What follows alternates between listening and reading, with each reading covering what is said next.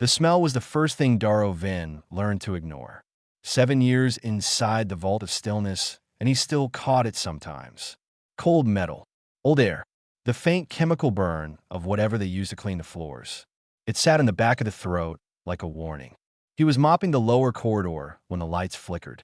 2 seconds, maybe less.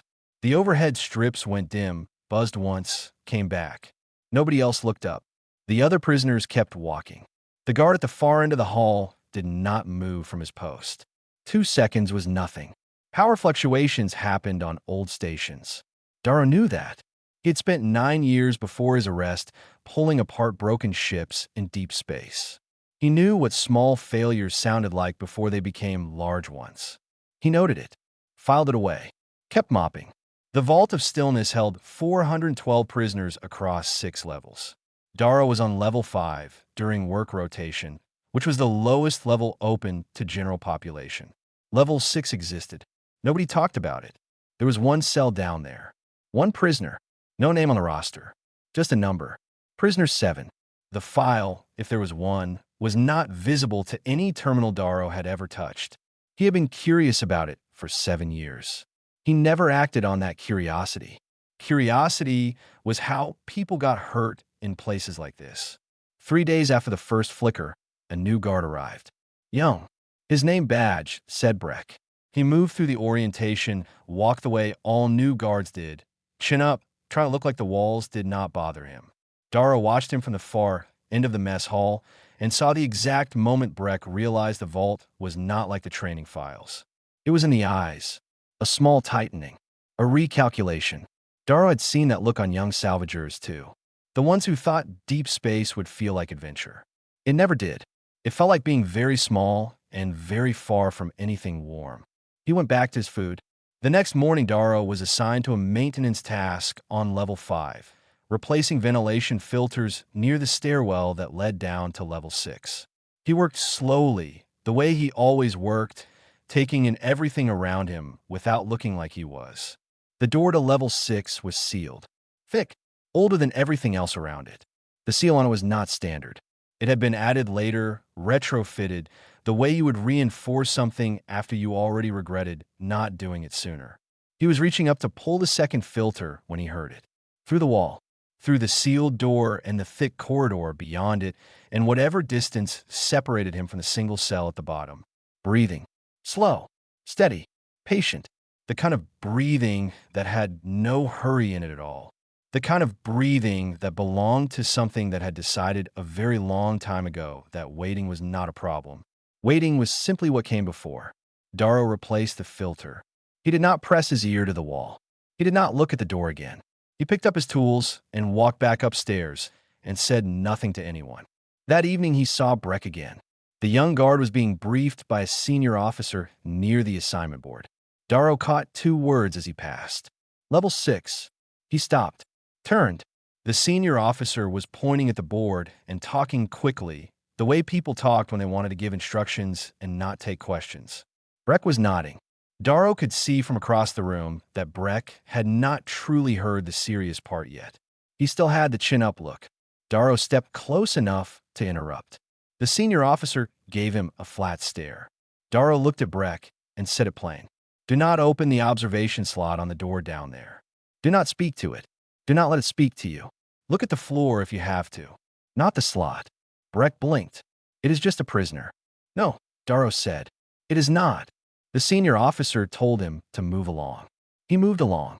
He lay in his cell that night and talked to himself the way he always did, running through what he had seen, what he had heard, the breathing, the retrofitted seal, the fact that there was no file, no name, no listed crime.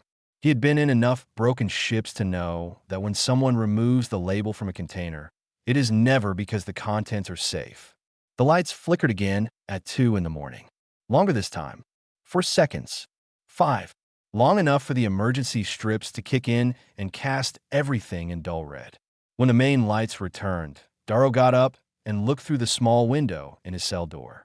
Down the corridor, far in, level 5. Breck was standing outside the stairwell door to level 6. He was not moving. His back was to Darrow.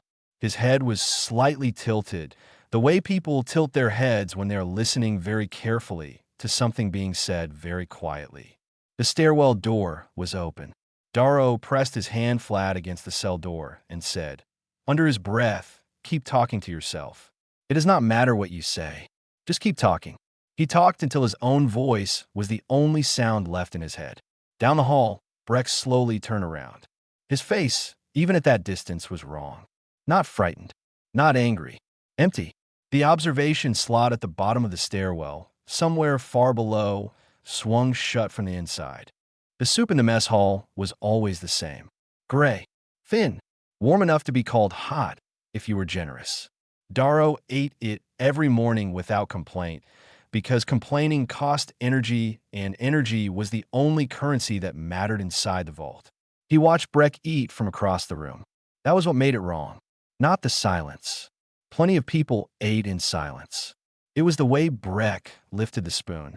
Steady, precise, no hesitation between bites, no glancing around, no small human movements, the little shifts and fidgets that people made without knowing they were making them. Breck ate like he was completing a task. Darrow looked away before Breck could notice him looking. He focused on his own bowl and kept the words moving in his head, narrating, describing what he saw, what he smelled, how the soup tasted, what the man 3 tables over was doing with his bread. Constant small talk inside his own skull. It had been his habit since the salvage years, when long stretches alone in dead ships could make the quiet feel like a second presence. He had not stopped doing it since Breck came back up from level 6. That had been 3 days ago. In those 3 days, Warden Sewell had reviewed Breck twice. Standard procedure after any level 6 contact, even accidental. Both reviews came back with the same result. Mild stress markers. Nothing abnormal. Cleared for duty. Darrow was not surprised. The tests were looking for the wrong things. He spent 2 work rotations watching Breck interact with other guards. Breck spoke when spoken to. He followed orders without delay. He laughed at the right moments. But when no one was addressing him directly, his eyes did not move the way a person's eyes moved when they were thinking. They moved the way a camera moved. Slow, deliberate scanning. Learning. On the 4th night, Darrow did something he had not done in 3 years. He made a problem with the ventilation in his cell. Blocked the lower duct with a torn piece of cloth. It produced a faint sound. Not loud enough to be heard from outside, but enough to justify a call to maintenance. Maintenance was accessed through a terminal in the level 5 utility room. That terminal was old. It had not been fully locked down. He got 4 minutes of the keyboard before the guard rotation passed again. He did not find much. Prisoner 7's official file was sealed at a level he could not crack with 4 minutes and no privileges. But there was a fragment in an old maintenance log, something that had not been properly deleted, a partial note from an engineer who had worked on the Level 6L reinforcement 14 years ago. The note said, "Do not allow vocal or visual contact. It does not escape. It relocates." Darrow read it twice, memorized it, walked back to his cell, lay down, kept talking to himself. It relocates, not breaks out, not escapes, relocates, which meant the cell was never really a cage. It was just a waiting room. And Breck had opened the door by doing the one thing he had been told not to do. The next morning, Darrow asked to speak to Warden Sewell. He was made to wait 6 hours. Standard procedure for prisoner requests. When Sewell finally sat across from him in the interview room, his 4 arms were folded in the posture that meant he had already decided the conversation would be short. Darrow told him everything. The breathing through the wall, the way Breck moved, the maintenance log fragment. The phrase "it does not escape, it relocates." Sewell listened without interrupting. When Darrow finished, the warden was quiet for a moment. Then he said that a prisoner who had spent 7 years in confinement had developed a detailed imagination, and that speaking to Breck himself would have shown Darrow there was nothing wrong. He already filed for transfer, Darrow said. To the surface depot. Did you approve it? Sewell's expression did not change, but something moved behind his eyes. A small hesitation. He filed yesterday, Darrow said. Did you approve it? Sewell had him return to his cell. That evening, Darrow pressed his face to his cell window and watched the supply shuttle on the far landing pad through 2 layers of reinforced glass. It was small, routine. The kind of shuttle that went back and forth to the surface depot twice a week without anyone paying real attention to who was aboard. Breck was on it. Darrow could not see him, but he knew. The shuttle lifted. No alarms. No hold order. Perfectly routine. He watched it climb until it was a point of light among other points of light, and then it was nothing. The vault of stillness did not log an escape that night. No alerts were sent. No reports filed beyond a standard transfer notification. Because by every measure the vault used, nothing had escaped. Technically, that was true. Something had simply found a better door and walked through it wearing a borrowed face. Darrow sat down on the edge of his cot and talked to himself until his throat was dry. Outside, the dark was full of ships going everywhere. Lyra had worked the underside of Relay Station Andra for 11 years. She knew every pipe, every junction box, every panel that had been patched twice and should have been replaced the first time. She knew which corridors flooded when the eastern coolant loop ran hot. She knew which comm relay hummed slightly off-pitch when traffic was high. She noticed the man at Panel 7 on Tuesday. She noticed him again on Thursday, and again on Saturday. He was not doing anything. That was the part that made her look. People in transit corridors walked or they stood and waited. They did not return to the same wall panel on 3 separate days and simply stand near it, looking at nothing in particular, talking quietly to whoever happened to pass. He looked like a maintenance worker, but he was not one she recognized. His badge was valid. She checked. Breck, Surface Depot Transfer, cleared for standard access. His face was calm in a way that had no bottom to it. The third time she saw him, she walked past quickly with her head down and her mind full of the conduit report she was already late finishing. She was 3 corridors away before she stopped and turned around. She went back to Panel 7. Breck was gone. 2 other workers were there now, talking to each other in low voices, not working. She did not recognize either of them. She pulled the corridor camera log from her maintenance terminal. 4 days of footage. Panel 7, time-stamped and searchable. She found Breck on Tuesday, Thursday, and Saturday. Each time he stopped and spoke briefly to someone. Different people each time. Never more than a minute. The conversations looked casual. The people walked away afterward looking fine. She tagged their badge IDs. Then she checked where those people had been since. 6 of them had filed unusual requests in the days following. Small things. Route changes. Access requests to sections they did not normally work. One had applied for a transfer to a different station entirely. She almost convinced herself it was a coincidence. Then she watched the footage again and saw the way Breck made eye contact. Deliberate. Unhurried. The way you looked at someone when you wanted them to stay still for just a moment longer. She reported it to Commander Voss. Voss was Creethian, senior security, 16 years on Andra, and he had the patience of someone who had heard a great many unfounded theories from a great many engineers who worked too many long shifts. He listened to Lyra without interrupting, which she appreciated, and then he told her that behavioral clustering was a documented psychological phenomenon, that transfer stations produced social copying patterns, especially during high traffic periods, and that he would file a watch note. A watch note, she said. A watch note, he confirmed, and closed the meeting. She went back to her terminal.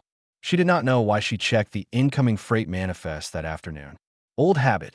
She scanned everything that came through her section, and at the bottom of a routine shipment log, attached to nothing, forwarded by a supply hauler that had come from somewhere out near the Dead Star Belt, was a handwritten note scanned as a document attachment. It said it moved. It is spreading.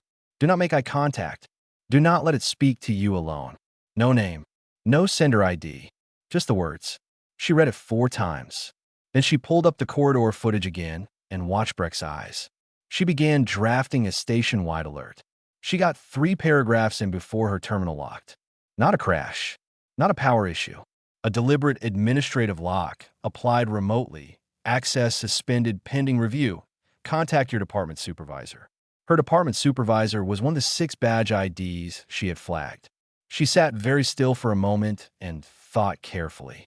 Then she picked up her small personal toolkit, the one she kept under her desk, and she walked out of her office using the maintenance corridor behind it rather than the main hall. She knew this station the way she knew her own hands. She was in Corridor 7, moving fast toward the secondary comm room, when she heard footsteps ahead and recognized the walk. She ducked into a side passage. Two security officers passed. She had known both of them for years. Neither was walking like themselves. The secondary comm room was locked. She bypassed it in 90 seconds with a method she had never had to use before. She opened a channel on the emergency salvage frequency. Old range, wideband, not routed through the main system. She said, "This is Relay Station Andra. We have a situation I cannot fully describe. People are being changed here. Not hurt. Changed. If you are receiving this and you have any information about a transfer named Breck, formerly of the Vault of Stillness, please respond. Do not come aboard unless you understand what you are walking into." She released the signal and waited. The station outside her door was very quiet. That was the part that made her feel cold. 40,000 people lived on Andra. Stations like this were never quiet. She pressed her back against the wall and waited and kept her mind full of every technical problem she still had left to solve, every conduit report, every late filing, every leaking joint in section for that nobody had fixed yet. She thought about everything at once, loudly, on purpose, and she waited. Warden Sewell went to level 6 alone. He told himself it was a routine check. He used the words routine check in his own mind the way a person holds a light out in front of them in a dark corridor. Not because the light is very strong, because holding it gives you something to do with your hands. The stairwell was silent. The reinforced door at the bottom was sealed from his side, exactly as it should be. He entered his access code. The door opened. The cell was empty. Not broken. Not forced. No damage to the walls or the door. No scratched surfaces, no bent components, no signs of any physical effort at all. The bedding was folded. The floor was clean. It looked like the room of someone who had left calmly and had time to tidy up before they went. Sewell stood in the doorway for a long time. Then he went upstairs and had Darrow Vin brought to the interview room. Darrow sat down across from him and said nothing. He waited. 7 years of practice. Sewell said, "The cell is empty." Darrow nodded. "Explain to me what you think happened." Darrow thought about where to start. He decided to start at the beginning because the beginning was the only place the explanation made any sense, and even then it only barely did.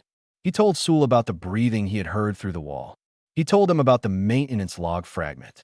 It does not escape, it relocates. He told him what he had spent the last several days working out, lying in his cell at night, talking himself through it until the shape of the thing became clear. Neth, which was the name Darrow had given in his own head, because calling it Prisoner 7 made it feel manageable, and it was not, did not travel through walls or vents or ships. It traveled through minds. But not all minds. Not any mind that was busy. It needed stillness. It needed a moment of genuine quiet inside a person, the kind of quiet that opened up when someone was isolated or frightened or simply very lonely and not paying attention to their own thoughts. In that moment, between one thought and the next, it moved. Fast, clean, like a signal finding a clear channel. Once inside, it was not violent. It did not destroy the host. It sat behind the eyes and watched. It learned the social environment, the names, the routines, the small social codes. And then, when it was ready, it used the host to get close to others. One conversation at a time. Each one an opportunity to find another quiet moment in another quiet mind. It spread like a broadcast. Each new host became a relay. Sewell was very still for a long time. Then he asked, "Why were you not affected?"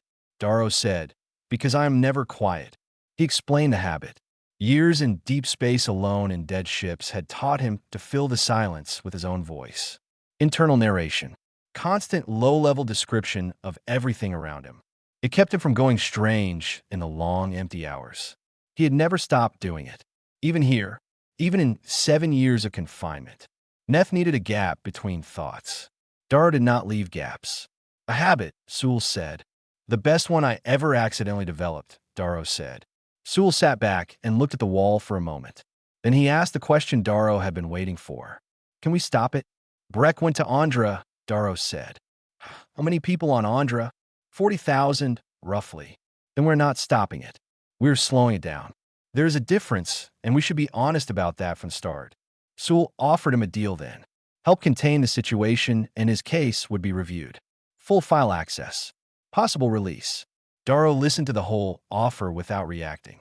Then he said, I will help. Not for the deal. Because I know what happens when something like this reaches a planet. A real one. With a billion people sitting quietly in their rooms at night, wondering why they feel so alone. Sewell contacted the transit authority. A ship was arranged. 2 guards, Sewell and Darrow, heading for Andra under a sealed emergency clearance. They were in transit somewhere between the Dead Star Belt and the inner relay lanes when the salvage frequency picked up a signal. A woman's voice. Clear. A little tight around the edges the way voices got when the speaker was working hard to stay calm. She said she was on Andra. She said people were being changed. She said she did not know what was happening, but she understood enough not to let it speak to her alone. Darrow listened to the transmission twice. She already knows the counter, he said. Ow, Sewell asked. She is keeping herself busy, Darrow said. She figured it out on her own. He leaned forward and asked the pilot to push the speed. The pilot looked at Sewell. Sewell nodded. Outside the narrow windows, the dark was thin and fast and full of other ships going other places, and Darrow thought about 40,000 quiet rooms and kept talking to himself all the way there. Darrow had expected chaos. He had prepared himself for it during the entire approach. Crowds running. Alarms.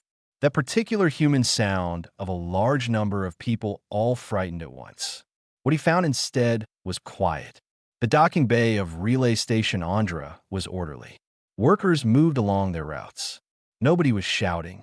Nobody was running. Everything looked, from a distance, exactly the way a functioning station looked on a normal day. He knew by now that this was worse. Lyra found them before they reached the main corridor.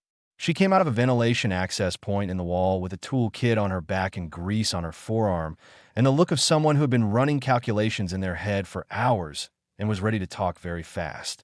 She and Darrow looked at each other for about 2 seconds. He said, You sent the signal. She said, You sent the note. They moved. She talked while she walked. He listened and added pieces, and they built the picture together the way 2 people did when they both already had half of it. Sewell and the 2 guards followed without interrupting. The affected people, Lyra explained, were not aggressive. They were cooperative. They were calm. And they were very focused on one thing, getting the remaining unaffected population to be still and quiet for just a moment and listen. They approached people gently, in ones and twos, with patient, pleasant expressions. They looked like people who simply wanted to have a conversation. How many affected? Darrow asked. I stopped counting at 300, Lyra said.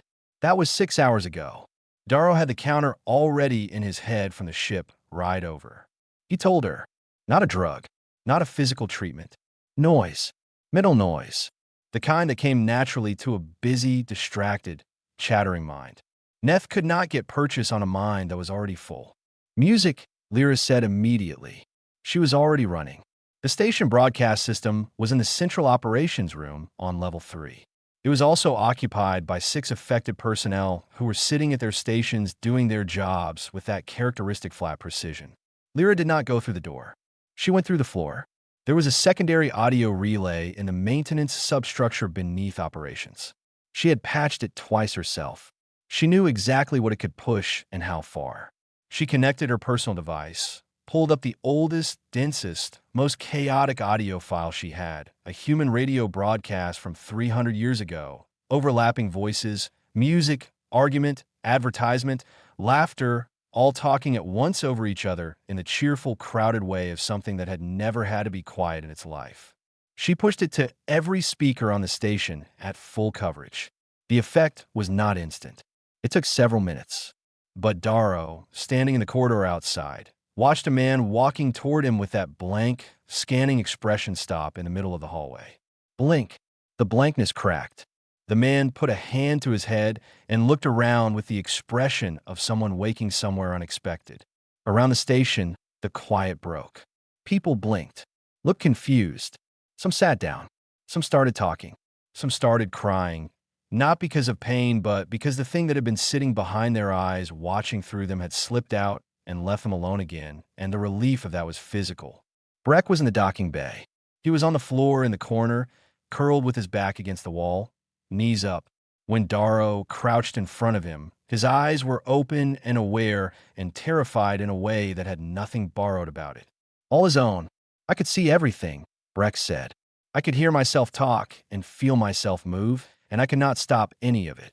Darrow did not offer reassurances. He said, "You are yourself now." He said it simply, without decoration, and Breck nodded, and that was enough for the moment. But Darrow was already counting ships. He walked to the bay window and looked out at the departure lanes. In the past 6 hours, while Lyra was working and the affected population was very calmly going about their business, 17 ships had departed Andra on routine flagged routes. Different destinations, different carriers. He counted them on the manifest Lyra pulled up beside him. 17 ships. If even one affected person was on each one, that was 17 new starting points. 17 new stations, ports, depots, hubs, each with their own quiet corridors and lonely workers and tired people who did not pay attention to their own thoughts at 2 in the morning. Lyra stood beside him and looked at the same numbers. "We slowed it down," Darrow said quietly. "That is all we did." She did not argue because she had already reached the same conclusion. The broadcast played on behind them. 300 years of human radio, loud and overlapping and relentlessly, wonderfully full of noise. Outside, the bay window, the departure lanes were empty now. The ships were already gone. Somewhere on each one, something old and patient and very quiet was watching through borrowed eyes and learning the next place it had arrived. 3 months after Andra, Darrow stood in front of the Galactic Consensus Assembly and tried to explain a thing that most of the beings in the room did not want to be true. The chamber was large. The delegates were many. The lighting was the kind of lighting that made everything look official, which was another way of saying it made everything look like it had already been decided. Darrow had spent his life in salvage yards and prison cells, and he was not comfortable with official lighting. He kept going anyway. He had notes, but he did not use them. He said, "Neth is confirmed in 7-star systems. The affected population number is in the thousands and growing.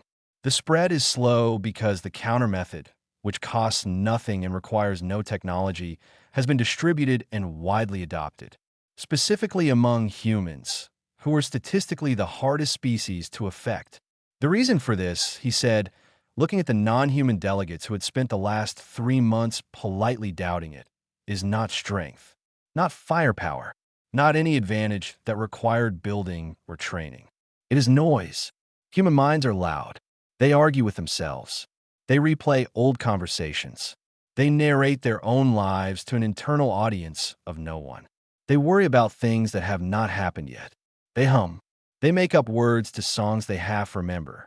They are, by the standard of most species in this assembly, extraordinarily difficult to be inside quietly." A Crethean delegate asked if this was being presented as a compliment to humans. Darrow said he was presenting it as a survival report, and they could decide later how they felt about it. He moved on to the question of the affected. He was direct about it. The people Neth had passed through were victims, not agents, not traitors. Breck, who was sitting somewhere in a medical facility 3 systems away and had not slept well in 3 months, had not opened that observation slot by choice. He had been young and undertrained and put in the wrong place, and Neth had found the gap between one of his thoughts and the next. He was recoverable. Most of them were. The imprint faded when the mind became noisy again. It was not permanent damage.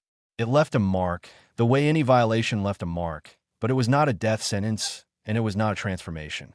He said this clearly because a proposal had been submitted before his testimony recommending the permanent quarantine of all confirmed affected individuals.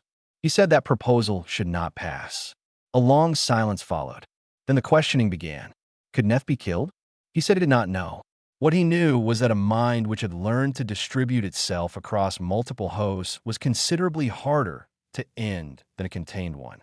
The vault of stillness had held it for an unknown length of time, possibly centuries. But the vault had not understood what it was holding. It had treated the cell like a cage for a body. Neth did not have a body in any way that mattered. What he recommended was an ongoing monitoring program. Counter-noise broadcasts at transit hubs. Education. A joint team, human and multi-species, to track the confirmed spread. Not a war. There was nothing to point a weapon at. A watch. Careful, sustained, and permanent, because the door that had been opened in the vault of stillness could not be closed again. He asked for one thing in return for his cooperation. Breck's medical care, funded by the consensus. His record cleared. The young guard had done nothing wrong. The assembly voted. The quarantine proposal failed. The monitoring program passed. Darrow was asked to chair the joint team. He accepted. He took the first available transport back toward the Dead Star Belt. The Vault of Stillness had been decommissioned 2 months earlier. The official notice called it a routine closure due to outdated infrastructure. No mention of what it had held. No public record of what had walked out of it. Darrow thought about that for most of the journey. The station was dark when he arrived. No staff. No prisoners. Emergency lighting only, the kind that ran on backup cells and cast everything in pale, flat white.